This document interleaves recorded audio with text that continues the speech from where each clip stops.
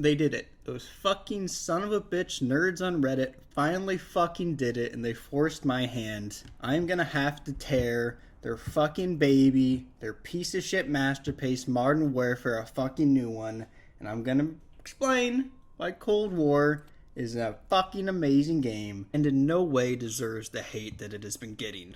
Let's take a quick peek over at Reddit and check out all these super original and creative memes that I can tell they spent a lot of time on.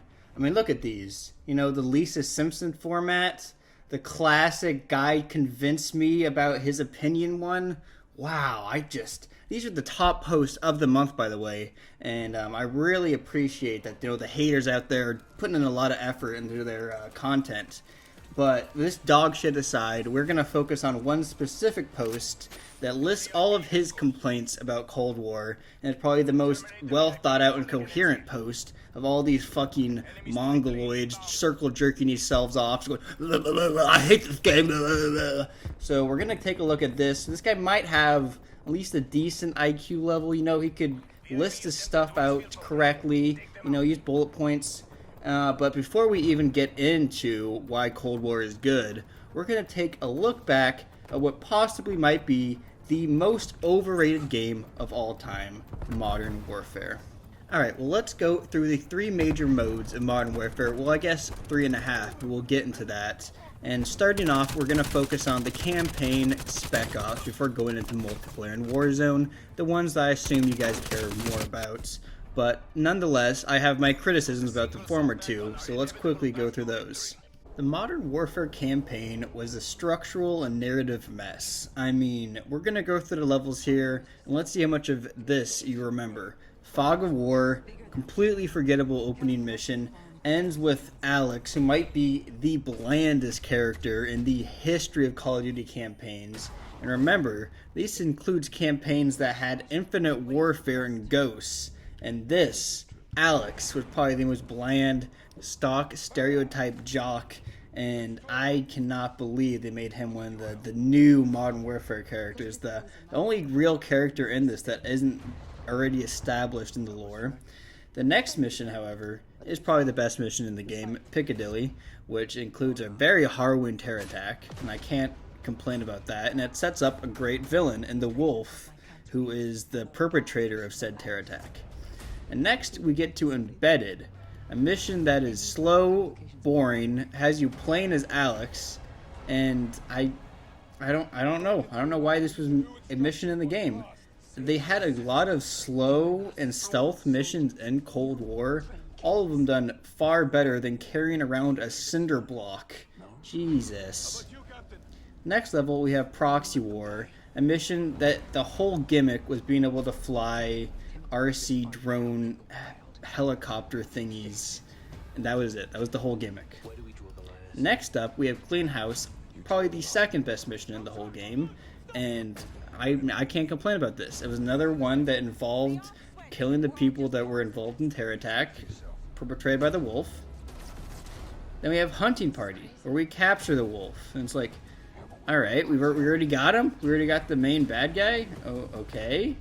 And then we have the Embassy. And I was like, no, they got him back. And probably the third best mission in the game, and the final really good mission, where you really feel the intensity and the pressure of the villains as we get the first real scene with the Butcher, the Wolf's little second-in-command guy. But then afterwards, it's just crap. It is just straight crap. This mission, I think this whole mission, you sit in one building. This mission is a flashback to introduce a new villain that apparently is going to be the main villain. And it's like, why in the bloody 9th campaign mission are you finally going to introduce who's going to be the main villain? We already have the Wolf. And then the Wolf's Den, we kill the Wolf. Alright, great. He's dead now. This game should be over. What is this crap? I swear. And this mission would be good if it didn't completely rip off the rat hole mission from Black Ops. That was the whole gimmick of this level. And then we have another flashback so we can see more of the main bad guy, Roman Barkov. Like, who the fuck remembers Roman Barkov? God, it's terrible. And then we go after the Butcher, the right-hand man of the main bad guy. Why would we go? This should have been, it's just so out of order. Why did we get him first and then go after the Wolf? And then after that, there's only 2 more missions. We have Going Dark and then the final mission, which kind of sucks. And Alex sacrifices himself.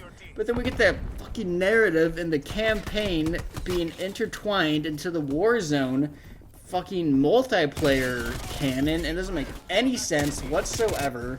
We have Ghost saying there's something going down in Verdansk, and it is so memeable, so terrible. Wow. This campaign had some great set pieces. Overall, horribly paced, makes no sense, and I hate it. Echo 3-1, reporting for duty. Alex, thought you were dead. Oh, actually go fuck yourself. Y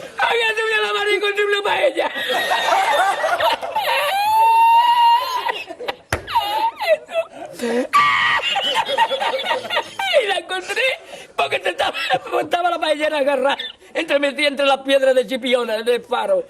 Y cuando entro en el restaurante me ve el cocinero con una paellera y a ver la vez de paellera.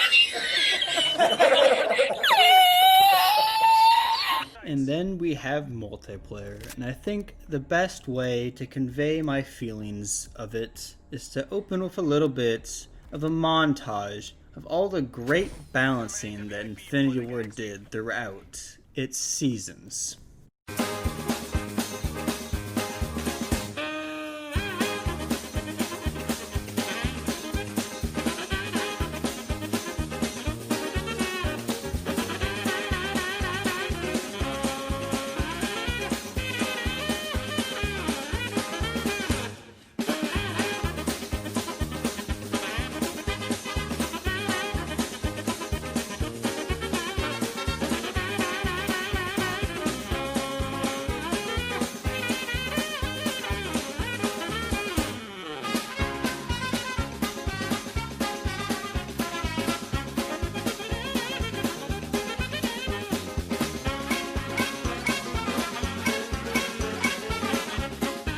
And that's just the start of the horrible balancing issues in the game. Don't even forget that at the moment the M4 and the MP5 are still probably the most used guns since the release of the game, and are still probably the best in class. And I can't even begin to describe how terrible the time to kill is. There was a game mode that I'm sure none of you played because it was absolutely pointless, called Realistic Mode, which was basically hardcore, but normal time to kill. And the first time I played it, I had no idea it was normal time to kill, because that's how bloody fast the game was. I thought it was hardcore, until I eventually realized that no, I'm not getting killed in one shot, which is what hardcore was in that game, which is also absurd. Oh my god, and then don't get me started on how they destroyed Infected, probably my favorite game mode of all time. Why do they always insist on making it so the stats don't count in Infected? It literally completely removes the point of playing the game mode. No one plays a multiplayer game for fun. You know why no one plays a multiplayer game for fun? Because there is no definitive winning or losing. There is only the chase and the rush of the high you get when you clap some noobs. But at the end of the day, no one's playing this for fun. You either play a single player game or like a multiplayer co-op game for fun. Because then there is a definitive victory. In multiplayer online PvP, it's just a shit fest, and no one actually wants to play it for fun. So getting rid of stats and Infected, and the zombie game mode in Warzone, I might add, just completely defeats the whole purpose of a multiplayer game. Alright, and my final bit on why multiplayer sucks is something that the Cold War / Modern Warfare Reddit community has admitted on their own multiple times, that apparently the only maps that they want to play is shoot the ship. Well, I'll tell you what, playing shoot the ship all day, every day is not a game. It is not Call of Duty, it is cancer, and it is not how the game is meant to be played. Now, granted, it is a sort of separate game mode entirely, kind of just consisting of chaos, and while that can be fun, that is not a complete game. That's like playing Nuketown 24/7. It's fun for like a couple hours, but being that the only game mode you ever play, you can't even describe it as a full game, let alone complain that the next game, Cold War, isn't a full game and you only played 2 maps that play exactly the same, basically. Shipment, even worse, when there's only 2 strats in the whole bloody thing, camp or die. But I will compare 2 maps that I believe are the least favored in both of the games, Piccadilly and Miami. And I will show you why Miami is superior. And this is just to prove that even the quote-unquote worst map in Cold War is nowhere near as bad as the map quality in Modern Warfare. So let's take a look on this little drawing pad I have here. Alright, here we have Miami.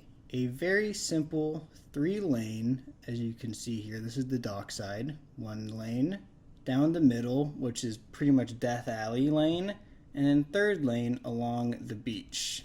3-lane, simple map. We have a couple Overwatch points. We have one right here, we have one right here, and we have one right here.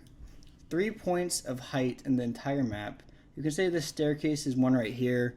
It's more of a traversal between 2 points of height, but the biggest sniper lanes are right here and right here in Death Alley, making this area perfectly easy to flank and along with this area, especially with the docks, places that most people never attend, and the yachts right here. A pretty big map, but at the same time chock full of amazing scenery, great lighting with the neon lights, and plenty of places to sneak through without the main death area right here in the middle. Alright, and then we have Piccadilly, which I guess can be described as a 2-lane map, or just absolute fucking nonsense, which it is. But regardless of these, we have 2 extreme points of complete coverage of pretty much entire sections of the map. This whole area right here and this whole area right here are completely covered by multiple sightlines that no one can get picked off of unless they are already aware that an enemy is there. That or they go by and completely strategically check every single line of sight, which, I mean, come on, who wants to do that? So as you can see, these 2 big circles right here are pretty much the entire map. We have this area right here, this area right here, and this area right here. All 4 are spawn locations that you can frequently spawn in, and guess what? You can camp there. No one's going to go there because all the action takes place in this big middle area, which we have lines of sights of. So basically, you spawn in, go to a line of sight, take some people off, get bored, run out, and get killed. And that is Piccadilly, a big fat circle of nonsense. But you do have this fun little underground area right here. Guess how many times people go on that? Pretty much none, unless you're playing Search and Destroy or something, which granted is a decent map for Search, but I mean, that's just nitpicking something that is a mild positive.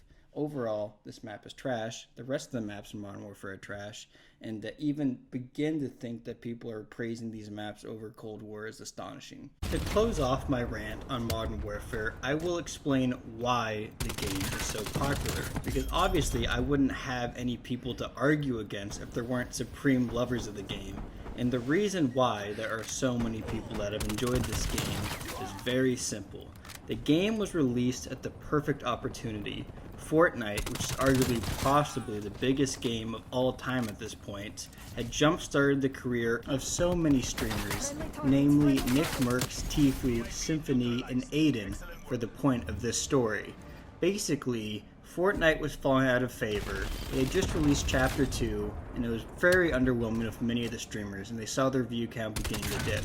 Some people decided to jump board for Valorant, which is just a bloody CSGO ripoff. In that game, I mean, that killed so many channels. Ninja, Myth, they're going down under. But some jumped ship from Modern Warfare. Why? Because Activision paid them to stream the game. Nick Mercs, Symphony, Aiden made huge boosts into the scene on Call of Duty, something that they hadn't dabbled in before. And old streamers like Noah J and Vicstar found newfound energy in the game. And this continued up until the release of Warzone, a game mode that was free for everybody, even if you hadn't bought the game. So this brought in so many people from the streamers' viewers that would play the game, because sometimes you watch someone play a game like, I don't know, Cyberpunk or something like, it's a $7 game. I'm not going to play it. When they're playing a game that's free, you're going to hop on in and do it. And that is why the Warzone single-handedly carried Modern Warfare into the hearts of so many. Alright, and we shall end this video, as I said in the beginning, by ripping apart this fucking supposed genius who pointed out everything that was wrong with Cold War and why it wasn't a AAA $60 product and was like the highest post in the Cold War subreddit of all time. So let's start with his bullet points. Number 1, 8 multiplayer maps, one of which is a miniature repeat of a frankly dreadful map. Well, this guy's an idiot, because there are 2 miniature maps, and both of them aren't really that dreadful. I don't know what the fuck this guy is on, but we also have 2 separate maps of a completely separate game mode, which this guy doesn't mention at all, that being the Fireteam Dirty Bomb game mode. We have 2 full-length feature maps that are kind of like Blackout, Warzone miniature type maps. And those are full maps. I mean, that included onto it is like 10 multiplayer maps. And let's look at the multiplayer maps that are released with Modern Warfare. Wow, looks like the count's kind of similar. Next up, we have 1 zombies map. Wow, only 1 zombies map. Let me think back into the past and how Black Ops 2 only had 1 zombie map, be it Transit. I know they had Farm and Town, but those were literally included in Transit. And there was Nuketown Zombies, but that was a season pass bonus, so you had to buy the season pass to get it. Doesn't count. And then we had Black Ops 3, which had Shadows of Evil. Also, they had The Giant, a remake of Derice, but once again, it was only a season pass exclusive and also a remake. So both those games only had 1 map. Black Ops 4 had multiple maps, and that did not work in its favor. So, I mean, are we really going to complain about 1 good zombie maps?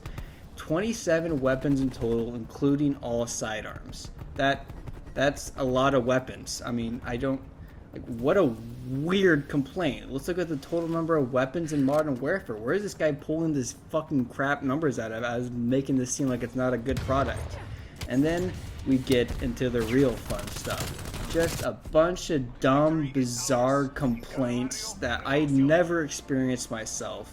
I've seen maybe 1 person complain about it and get 50,000 upvotes. Everyone's saying, oh yeah, that's happened to me too. You know what hasn't? What is this? DualShock 4 support is abysmal, aka the controller. My controller hasn't done anything wrong. Very poor zombies performance across the board. Like I mentioned in my previous video, I've gotten 1 blue screen out of the about 24 hours I've played in zombies. Zombies in campaigns sometimes can't be accessed. Never happened to me. Content coming after that shows a heavy focus on appeasing Warzone players. Now he's just wishing things into existence. There's been no sign that this is the case. It's been showing that they're going to have a collaborative effort with Infinity Ward going forward on Warzone, but nothing says that they're going to only focus on that. This is just absolute nonsense. And then finally, I guess we can talk about this little weird rage post rant paragraph at the bottom where he claims that people are only playing this for the signature multiplayer mode. Like, I guess, and they get that. The signature multiplayer mode is there. He's like, you should charge it separately, but they'd probably do $140 for the campaign and multiplayer. No, they wouldn't. They just sold a campaign earlier this year for only $20.